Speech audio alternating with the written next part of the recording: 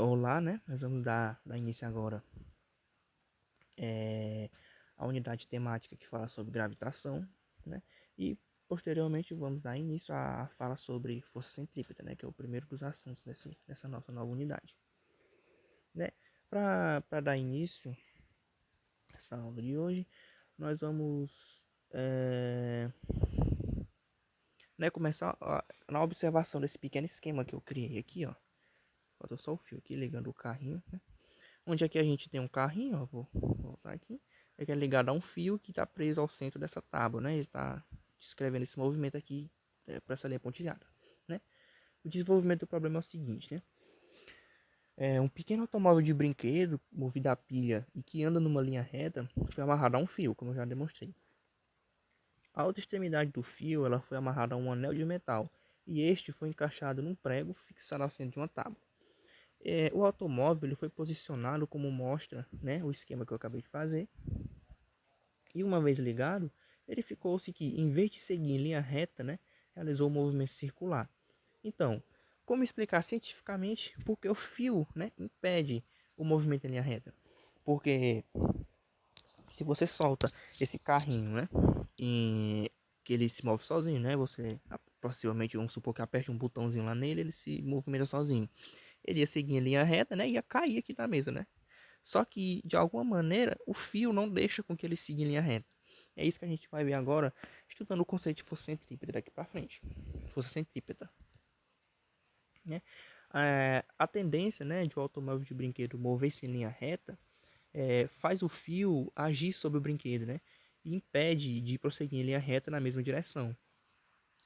Em todos os pontos da trajetória circular, acontece exatamente o mesmo, né? O brinquedo tende a seguir em linha reta, mas a força de tração impede que isso aconteça, né? Modificando continuamente a direção do movimento e produzindo a trajetória circular.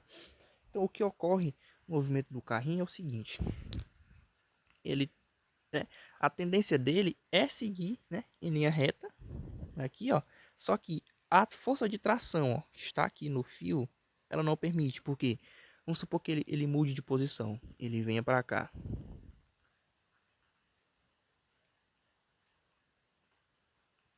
né?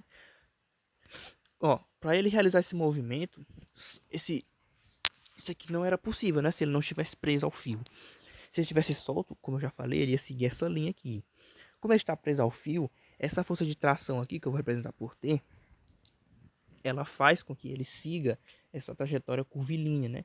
Porque toda vez que ele se movimentar, essa força de tração vai puxar ele e não vai permitir que ele siga no mesmo sentido que a velocidade dele, que essa setinha aqui pode ser indicada como uma velocidade. Então, para todo movimento que ele faz, ele vai continuar seguindo, né, esse movimento curvilíneo aqui, né, em forma de círculo, para todos os pontos. E assim sucessivamente, até ele voltar ao ponto de início e retornar novamente e fazer novamente o ciclo todo de novo, né? Continuando aqui, se em um dado instante, né, esse fio ele for quebrado ou arrebentar, cortado também pode ser, o seu automóvel imediatamente ele vai deixar essa trajetória circular, né? E em outras palavras, a partir do momento que essa força de tração ela deixar de atuar, né? Porque quando o fio for quebrado, a tração não vai deixar de existir, porque não vai ter, o fio não vai estar puxando mais nada, né? O brinquedo ele automaticamente vai abandonar o movimento circular e vai sair pela reta tangente à circunferência. Então o que vai ocorrer é que ele vai seguir esse movimento aqui, ó.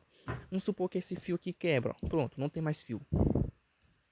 Esse carrinho ele não tem mais nada prendendo ele a esse movimento circular, então ele vai seguir, ó, esse movimento seguindo uma reta tangente ao movimento da curva, né? O movimento circular aqui, ó, foi descrito.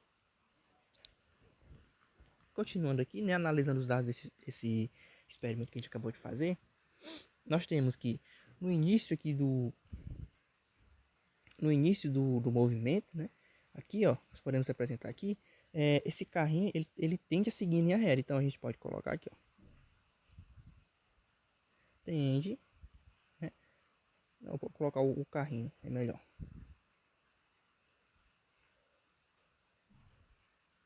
O carrinho tende a seguir em linha reta, aumentar um pouco aqui.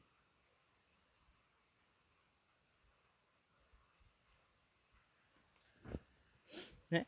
Mas como a força de tração, né, ela não permite que ele siga em linha reta, então ele vai continuar, ó, exercendo o movimento circular em torno do eixo aqui, ó, do eixo zero como padrão. Né? Então no segundo momento, isso aqui a gente pode destacar como sendo o primeiro momento. Né? Então a gente pode destacar aqui, ó, que a força de tração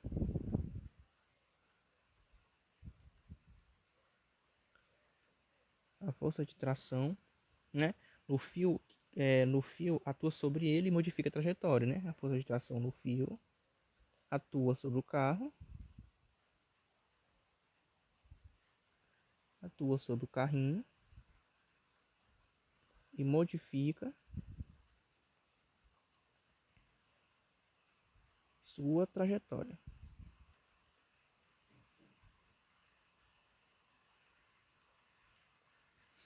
Né? Continuando, esse aqui é o passo 2. Vou anotar aqui. Né? Aqui, ó, a constante atuação, né, da tração no fio, ela produz a trajetória circular, né? Que é essa descrita aqui em azul. Então, vou colocar aqui, ó, a constante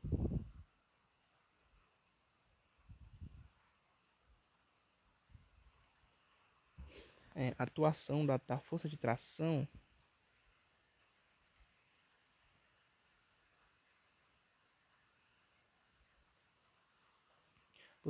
no fio, né, produz, né, essa trajetória circular.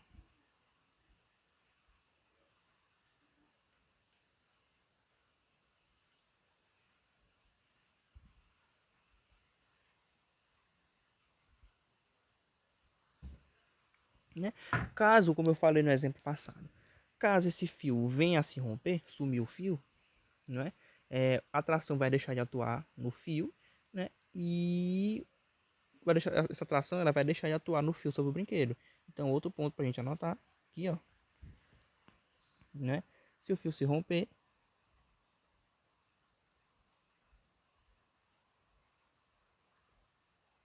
né, a tração deixará de existir. Não deixará de existir, né? Ela deixará de atuar sobre o carro. Deixará de atuar no movimento do carrinho. Porque ela tá, até esse exato momento, ela está influenciando, né, no movimento circular dele. Então, um pouco.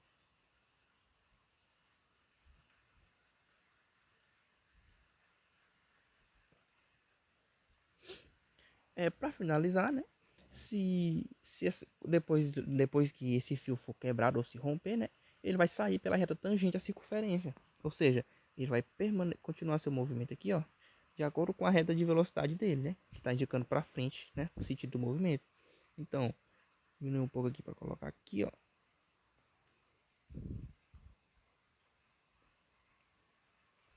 Então, né? É, com o rompimento do fio,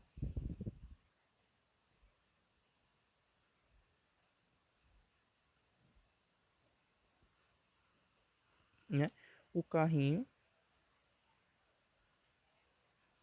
né? Sairá pela reta tangente, né? Sairá do movimento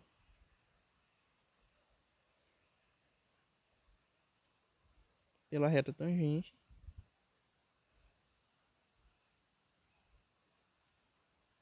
ao movimento anteriormente descrito.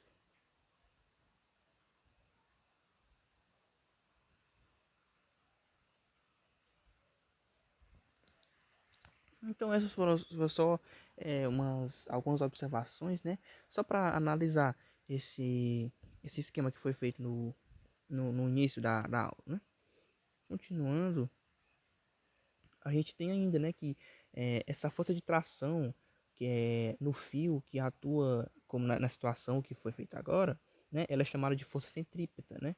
A força centrípeta ela atua sobre todo móvel, né, que descreva uma trajetória que não é retilínea, ou seja, uma circunferência, né, ou qualquer outro tipo de curva. Essa força ela é responsável pelo fato de o movimento não ser retilíneo, e sim curvilíneo, no caso circular, aqui no esquema que foi feito. A direção da força centrípeta é a direção da reta que passa pelo móvel, né? E passa também pelo centro da curva descrita por esse móvel. E o sentido da força centrípeta aponta sempre para o centro dessa curva. Ou seja, a força centrípeta está sempre aqui, ó, atuando, né, nessa reta que passa pelo centro do móvel e pelo centro do local de apoio aqui, que está apoiado o fio, então no caso aqui. Então, a força centrípeta ela está sempre apontando para o centro do sentido do movimento. Ó. Então aqui é a força centrípeta. Vou colocar como FC aqui, força centrípeta.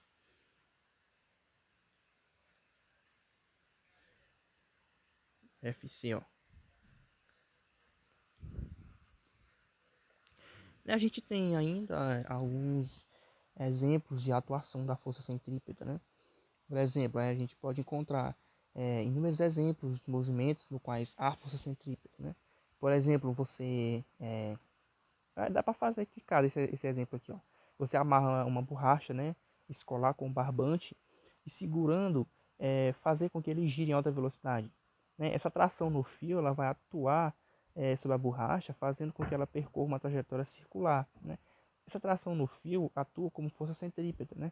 Se o barbante for solto, ela deixará de haver a força centrípeta e a borracha sairá pela reta tangente à trajetória. É a mesma coisa que ocorre nesse esquema que eu acabei de falar aqui com o carrinho, né? Se você amarrar a borracha com cordão, vamos dizer assim, e começar a girar ele em alta velocidade, você pode perceber que como ele está preso pelo cordão, ele não vai... Porque se você simplesmente jogasse a borracha, ela ia seguindo, não em linha reta, mas ela ia seguir para frente, né? Seguindo o sentido do movimento dela. Mas como ela está presa com o barbante, ela vai permanecer nesse movimento circular que você está gerando, né? O barbante está gerando atração nele, ele vai ficar preso nesse movimento circular. A partir do momento que você solta o barbante, você quebra, rompe o barbante, ela vai continuar no sentido do movimento, no sentido da velocidade dela. No caso, esse sentido do movimento é sempre uma reta tangente ao o movimento circular gerado. Né? Continuando aqui, a gente vai falar um pouco aqui sobre, né, força centrípeta em objetos em órbita. Né?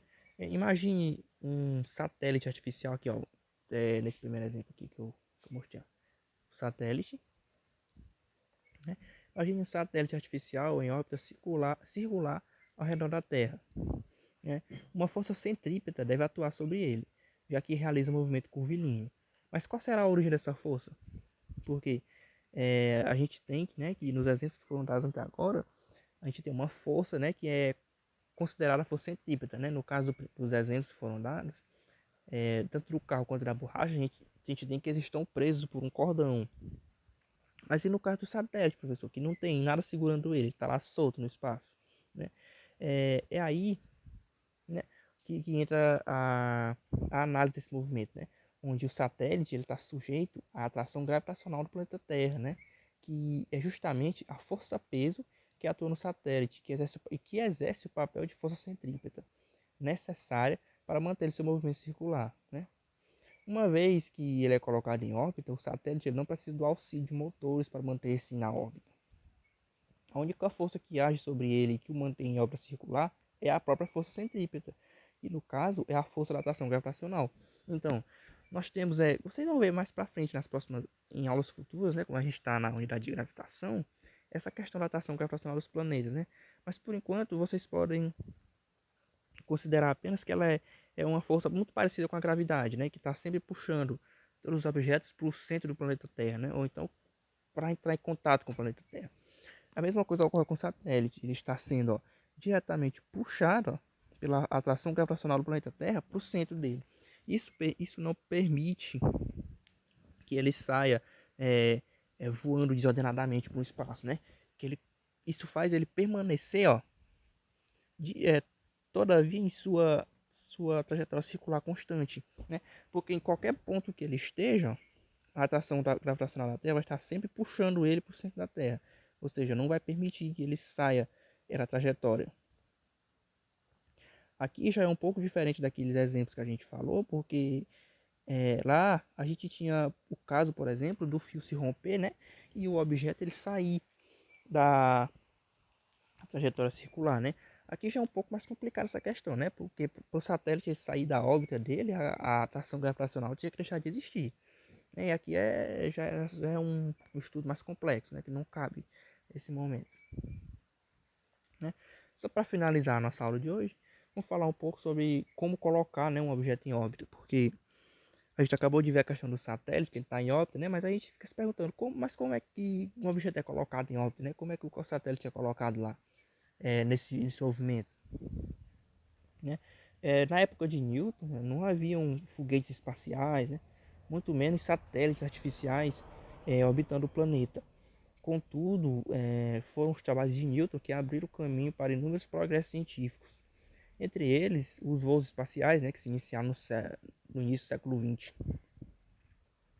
Newton propôs um interessante raciocínio para mostrar como o corpo ele poderia ser deslocado em órbita a partir da Terra. Vamos começar imaginando, né, que uma bola que esteja sobre uma mesa seja lançada horizontalmente com certa velocidade, né, como mostrado no desenho A. O desenho A é esse, ó. Esse aqui é o desenho B, né? O que ele mostra é que tem, ó, uma bolinha aqui em cima, ó. A gente já viu esse exemplo, tá? Falei muito sobre ele aqui nas aulas passadas, vou falar dele de novo, né? Que uma vez lançada, né, essa bolinha aqui, mostrada em vermelho aqui no esquema, ela deveria, de acordo com o princípio da inércia, continuar em movimento retilíneo uniforme, né? A menos que sobre ela passasse a atuar uma força resultante. De fato, como essa bola ela não executa um movimento retilíneo uniforme, concluímos que sobre ela age uma força resultante, né? Ignorando a resistência do ar. A força resultante é o próprio peso da bola. Então, o que vai ocorrer é o seguinte, né? De acordo com a primeira lei de Newton, essa bola ela teria que permanecer nesse movimento. Ó, ela foi lançada daqui, ó. E ela teria que permanecer nesse movimento aqui, ó. Então, ela teria que permanecer em linha reta, né? Mas, a partir do momento que ela se desgruda da mesa, ela já passa o próprio peso dela já passa a exercer como uma força, né? Então, ela vai ser, em vez de ela permanecer no movimento retilíneo uniforme, ela vai ser jogada para baixo, ser puxada, né? Vai ser puxada para baixo pelo próprio peso da bola. Ó. Toda essa setinha aqui que eu indiquei forma o peso dela, né? Agora imagine, né, que a bola lançada novamente, só que com uma velocidade maior, como o desenho B, a força-peso ela vai continuar agindo, né? Mas graças à maior velocidade inicial, a bola vai percorrer uma distância maior antes de cair no solo. Ou seja, ela está aqui, ó. Ela vai ser novamente lançada nessa direção. Aqui, ó. Vou dar a setinha. Só que dessa vez, ela vai atingir uma maior distância. Justamente porque ela já vai sair aqui, ó. No momento que ela se desgrudar da mesa, ela vai ter uma certa velocidade atuando nela, né? Se essa bola ela fosse lançada mais vezes, né? Sempre com uma velocidade inicial maior que a anterior, bem, segundo Newton, né, se fosse possível lançar um objeto horizontalmente de um local bem elevado e com velocidade suficientemente alta, esse objeto ele entraria em órbita, né? De acordo com o experimento de Newton, né? O esquema que ele fez foi esse, né? Ele tinha aqui, ó, vamos supor que essa bolinha azul seja a Terra, e ele tinha um canhão aqui, ó. Esse canhão, né? Se essa situação, né, de entrar em órbita, né, segundo Newton, se fosse possível lançar um objeto horizontalmente, como já falei, em um local bem elevado e com essa velocidade suficientemente alta, esse objeto entraria em órbita. Essa situação de órbita, ela corresponderia à situação em que o objeto ele continuaria caindo eternamente sob a ação da força-peso, né? O desenho a seguir mostra isso. Então, ele vai lançar a bolinha, ó. Essa bolinha ela vai cair aqui, ele vai lançar outra bolinha aqui. O que ele está querendo dizer é que ele iria aumentando essa velocidade até que essa bolinha começasse ela entrasse em órbita a partir do peso dela, né? A partir do momento que o peso dela vai fazer com que ela fique caindo, ó, e ela entre sob a ação da atração gravitacional da Terra. A partir daí, ela vai estar em órbita, que nem o satélite do esquema passado, né? Esse aqui, que ele simplesmente se mantém em órbita, sendo puxado pela atração gravitacional, né?